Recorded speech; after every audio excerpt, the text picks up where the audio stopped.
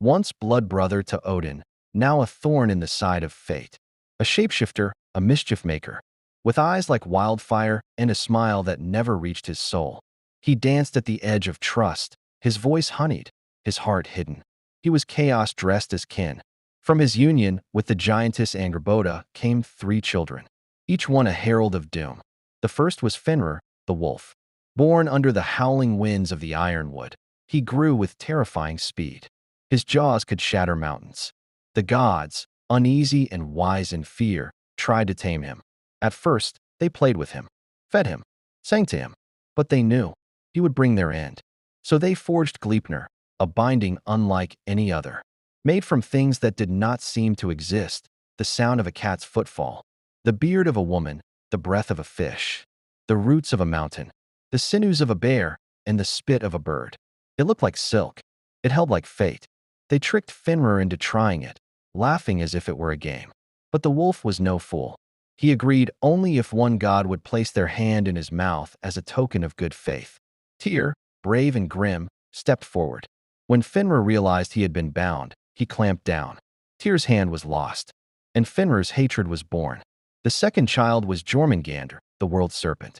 Cast into the deep oceans of Midgard, he sank into the abyss. There he grew, and grew, until his coils encircled the world. His tail met his jaws. His breath stirred the tides, and his eyes burned like 2 suns beneath the waves. He waited. The third was Hel. Half her face was that of a beautiful maiden. The other half, a skull cloaked in shadow. She was cast down into the land of the dead, where the cold river Joel flows through caverns lit by ghost fire.